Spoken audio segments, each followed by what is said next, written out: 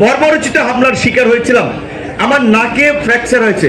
Fracture মানে হাড় হচ্ছে এটা একটু ভিন্ন পজিশনে জোড়া লেগেছে, যার কারণে আমার নাকে কিন্তু ডান দিকে এসে ঢাকার বাইরে কিভাবে আহত হয়েছি।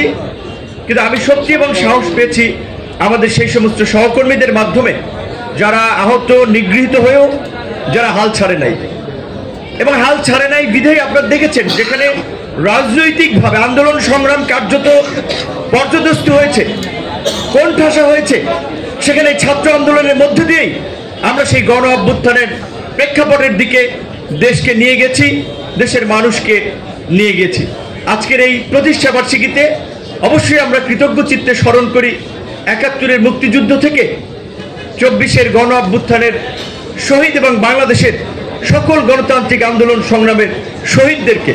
একটি কথা না বললেই নয়, আমাদের একজন শহীদ কিছুক্ষণ আগে নাফিসের মা বলেছিল যে তার ছেলের নামে রাস্তার সাইনবোর্ড হয়েছে কিন্তু রাস্তা হয় নাই।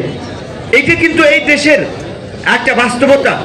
শহীদদের চেতনা নিয়ে আমরা ব্যবসা করি, রাজনীতি করি, আমরা নেতা হই, এমপি হই, মন্ত্রী হই, কিন্তু শহীদ পরিবারগুলো হাহাকার করে। যেমনিভাবে ৯০-এর গণ আন্দোলনে ১০ই নভেম্বর নূর হোসেন দিবসকে সম্মান এবং শ্রদ্ধা জানিয়ে গুলিস্তানের ওই গোল চত্বরে গিয়ে সবাই ফুল দেয়, সব নেতারা জাতীয় টেলিভিশন পত্রপত্রিকায় বাণী দেয়, কিন্তু নূর হোসেনের পরিবারের খোঁজ খবর কিন্তু অনেকেই নেয় না। এই ২৪-এর গণ অভ্যুত্থানে আমরা দেখেছি ১ বছরের মধ্যে অনেক শহীদ পরিবার আমাদের কাছে আসে, আরেকজনের কাছে যায়, হাহাকার করে, ভাই আমার বাবা অসুস্থ, হসপিটালে নেওয়া লাগে, সমস্যার মধ্যে আছে, আপনারা একটু হেল্প করেন।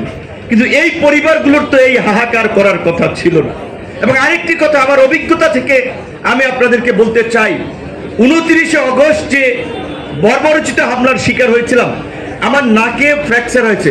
ফ্র্যাকচার মানে হাড় হচ্ছে এটা একটু ভিন্ন পজিশনে জোড়া লেগেছে, যার কারণে আমার নাকে কিন্তু ডান দিকে একটু বাঁকা আছে এবং একটু ঠান্ডা, কাশি, সর্দির একটু প্রবলেম হচ্ছে। তো এখন ডাক্তার যেটা বলেছে, এইটা যদি ঠিক করতে